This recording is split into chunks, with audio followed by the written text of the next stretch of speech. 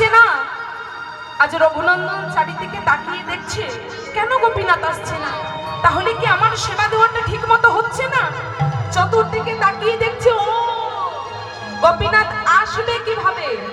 প্রতিদিন বাবা যখন গোপীনাথকে সেবা দেয় দেখেছি বাবা ওই মন্দিরের দরজাটা বন্ধ করে তারপর গোপীনাথকে সেবা দেয়, কিন্তু আমি তো মন্দিরের দরজা বন্ধ করতে ভুলে গেছি, ওই জন্য মনে হয় গোপীনাথ আসছে না। তাই আজকে রঘুনন্দন করেছে কি, ওই মন্দিরের দরজাটা দিয়েছে বন্ধ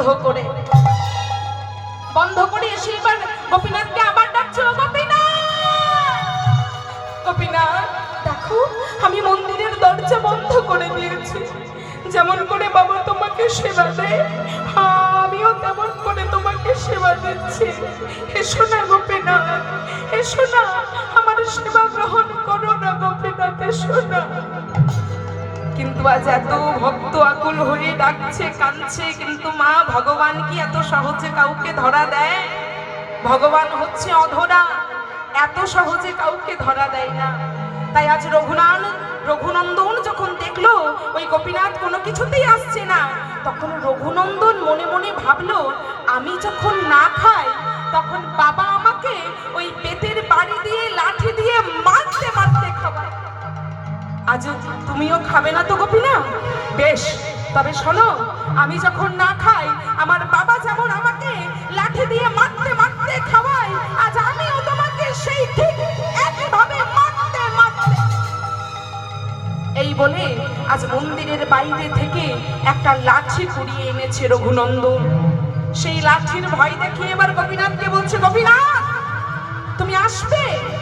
আমি শেষবারের মতো জিজ্ঞেস করছি, তুমি আসবে? এবার যদি না আসো এই লাঠি দেখতে পাচ্ছ, এই লাঠির বাড়ি আমি তোমার অঙ্গে বসাবো। আজ যখন এমন করে রঘুনন্দন ডেকেছে, আজ ভগবানের এমন আকুল ডাকে ভগবান আর থাকতে পারেনি, মনে মনে বলছে আহা, এমন করে যদি আমার প্রতিটা ভক্ত আমায় ডাকতো, আমি তো প্রতিটা ভক্তের কাছে নিজেকে সমর্পণ করে দিতাম। এত প্রেম, এত ভক্তি, এত শ্রদ্ধা দিয়ে তো আমায় এমন ভাবে তো কেউ ডাকে না। এবার আমায় যেতেই হবে। এবারে যদি আমি রঘুনন্দনের কাছে না যাই, তাহলে যে ভক্তরা যে বিশ্বাস যে ভরসা দিয়ে আমায় ডাকে, আমি যদি এত কিছুর পরেও রঘুনন্দনকে দেখা না দিই, তারা আর আমায় সেই বিশ্বাস ভরসা দিয়ে ডাকবে না। তাই আজকে গোপীনাথ মনে মনে স্থির করলো যাব ভক্ত রঘুনন্দনের কাছে। আর রঘুনন্দন ডেকে যাচ্ছে, গোপীনাথ এসো না, গোপীনাথ এসো। এবারে যখন আকুল হয়ে ডেকেছে, অমনি আজকে গোপীনাথ এসে দাঁড়িয়েছে রঘুনন্দনের সামনে। সেই অচল বিগ্রহ থেকে আজ সচল বিগ্রহ ধারণ করে গোপীনাথ এসে দাঁড়ালো রঘুনন্দনের সামনে। রঘুনন্দন, এই দেখো আমি তোমার জন্য রন্ধন করে রেখেছি।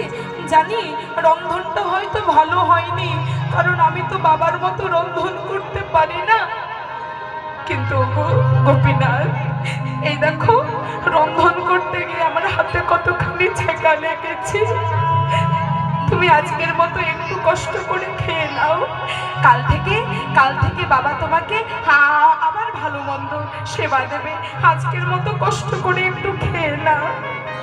তাই আজ রঘুনন্দন গোপীনাথের বদনে আর ওই খাবারের পাত্রটি যেই না নামিয়েছে, আজ গোপীনাথ ওই পাত্র থেকে এক গ্রাস খাবার বদনে দিয়েছে। যেই না বদনে দিয়েছে, আজ গোপীনাথের নয়ন জলে মুখখানি ভেসে যাচ্ছে। রঘুনন্দন বলে, ও গোপীনাথ তুমি কাঁদছো কেন? ও বুঝেছি, তার মানে কি রন্ধনটা ভালো হয়নি, ওই রন্ধনে কি খুব ঝাল হয়ে গেছে? আজ গোপীনাথ বলে, রঘুনন্দন তোমার রন্ধনে কোনো ঝাল হয়নি, রন্ধন খারাপ হয়নি, বরং তুমি যে রন্ধনটা আমার সামনে করে এনেছো, এমন রন্ধন আমি আজও পর্যন্ত কোনো ভক্তের কাছে পাইনি।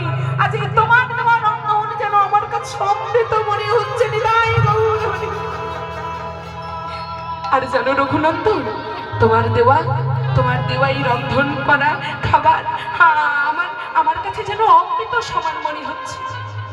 তাই আজ এই বলে গোপীনাথ সমস্ত খাবার যেই না খেয়ে নিচ্ছে, যেই না একদম পাত্রের শেষ গাছটা মুখে দিতে যাবে, অমনি আজকে রঘুনন্দন গোপীনাথের হাতটা ধরেছে। গোপীনাথ, ও গোপীনাথ, বলি প্রথমে যখন ডাকছিলাম তখন তো আসছিলে না, এলে তো এলে, খাচ্ছ খাও, কিন্তু গোপীনাথ একটু কি আমার জন্য আর আমার বাবার জন্য রাখতে পারলে না?